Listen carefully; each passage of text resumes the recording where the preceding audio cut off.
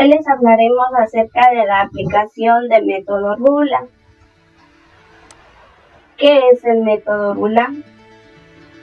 El método RULA fue primeramente desarrollado por los doctores Captainey y Corley de la Universidad de Nottingham en 1993 con el objetivo de evaluar la exposición de los trabajadores a factores de riesgos que puedan ocasionar trastornos en los miembros superiores del cuerpo, teniendo en cuenta que el método evalúa posturas concretas, por lo que es importante evaluar aquellas que supongan una carga postural más elevada.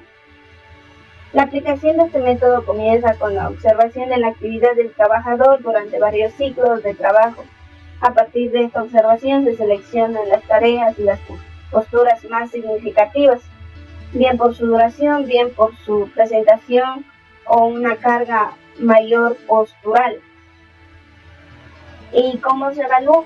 Primeramente hay que tener en cuenta que se observan la tarea que desempeña el trabajador. Segundo, se observa varios ciclos del trabajo que está elaborando. Tercero, se determinan las posturas, es decir, si el ciclo es muy largo o no existen ciclos.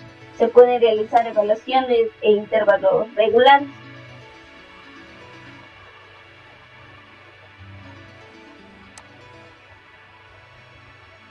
Ahora veremos la aplicación del método.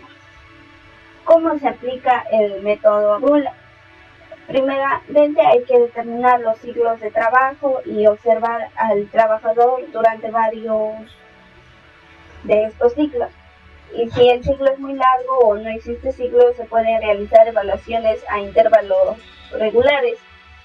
En el otro caso es seleccionar las posturas que se evaluarán, es decir, aquellas que serán priori o supongan una mayor carga postural, bien por su duración, bien por su frecuencia o porque presentan mayor desviación respecto a la posición neutral. En el tercer caso es determinar si se evaluará el lado izquierdo o del cuerpo, que es el derecho. En este caso de duda se analizarían los dos lados. En el 4, toman los datos angulares requeridos. Pueden tomarse fotografías desde el punto de vista adecuadas para realizar las mediciones. Para esta tarea se puede emplear el ruler, la herramienta de ergonautas, para medir ángulos sobre fotografías. En el 5 sería determinar las puntuaciones para cada parte del cuerpo, empleando la tabla correspondiente a cada miembro. En el 6 tenemos como determinar las puntuaciones parciales y finales del método para determinar la existencia de riesgos y establecer el nivel de actuación.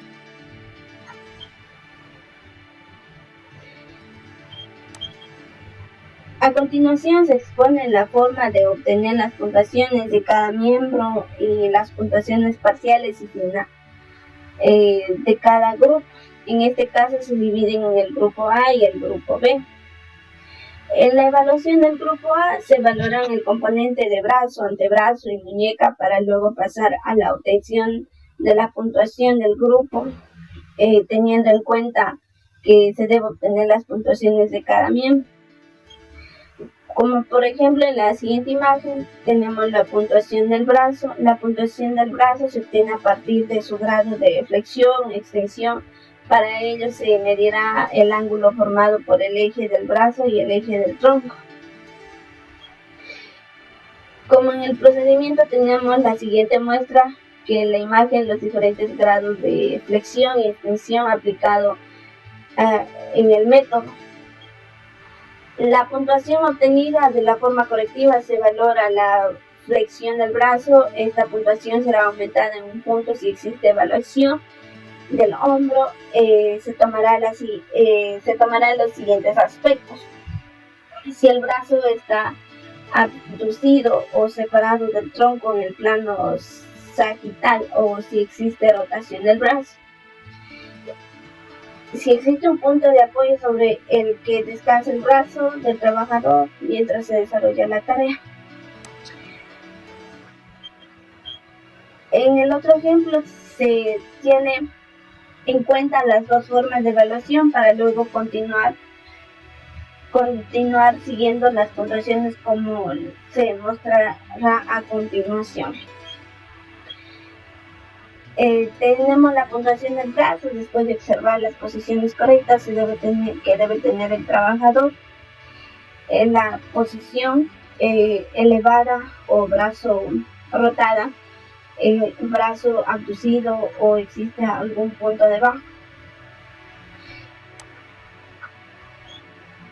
Puntuación de antebrazo. Bueno, para obtener la puntuación del antebrazo se obtendrá a partir del ángulo de flexión medido como el ángulo formado por el eje del antebrazo y el eje del brazo. Como podemos observar en la siguiente figura, donde muestra los intervalos de flexión de manera correctiva que deberá aplicar el empleador. La posición debe tener una flexión entre 60 grados y 100 grados, con una puntuación de 1 y en el otro caso de flexión de mayor a 60 grados o menor de 100 grados, con un punto de 2.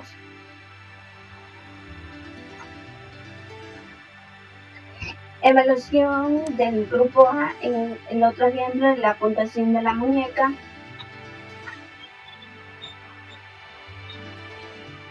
Se obtiene a partir del ángulo de flexión o extensión medida de la posición neutral, muestra las referencias para realizar la medición.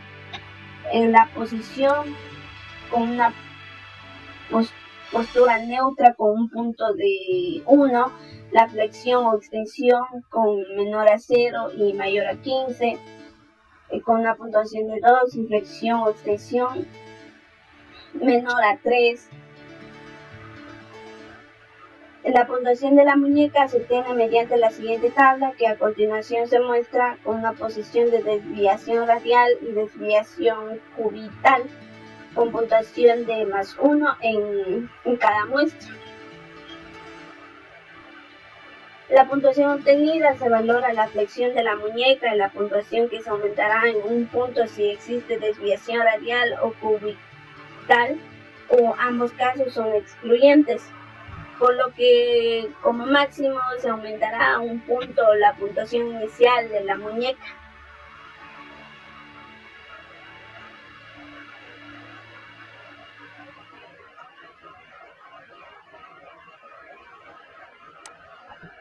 Evaluación del grupo B. En esta evaluación pues se obtiene a partir de las puntuaciones de cada uno de los miembros que los componen el cuello, tronco, pierna, por lo tanto se tendrá la puntuación del grupo de cada miembro. La puntuación del cuello se obtiene a partir de la flexión, extensión medida por el ángulo formado por el eje de la cabeza y el eje del tronco. En la posición con flexión entre 0 grados y 100 grados. La flexión entre menor de 10 y mayor de 20, con una puntuación de 2, y la flexión menor de 20 grados a 30. Y la extensión en cualquier grado sería una puntuación de 4. La valora de la flexión del cuello será aumentar en un punto si existe rotación o inclinación lateral de la cabeza, o ambas circunstancias puede ocurrir simultáneamente, por lo que la puntuación del cuello puede aumentar hasta en 2 puntos si no se da ninguna de estas circunstancias. La puntuación del cuello no se modifica. En la posición de la cabeza rotada tendrá que aumentar con +1, con la cabeza con inclinación con +1. Puntuación del tronco Esto dependerá del trabajador que realiza la tarea sentada o de pie. En este último caso, la puntuación dependerá del ángulo de la flexión del tronco por el ángulo entre el eje del tronco y la vertical. En la posición debería estar sentado, bien apoyado y con un ángulo tronco-cadera menor a 90 grados.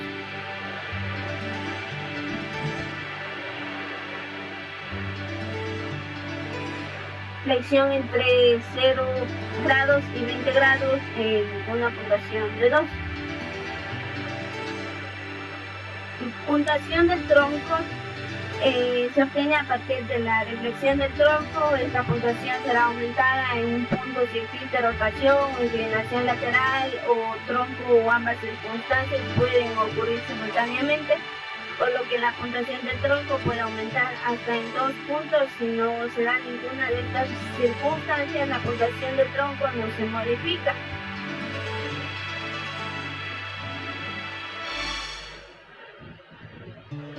Entre las posiciones que debe tener el trabajador, tronco rotado, tronco con inclinación lateral, pues esto aumentará su puntuación con 1 o más 2.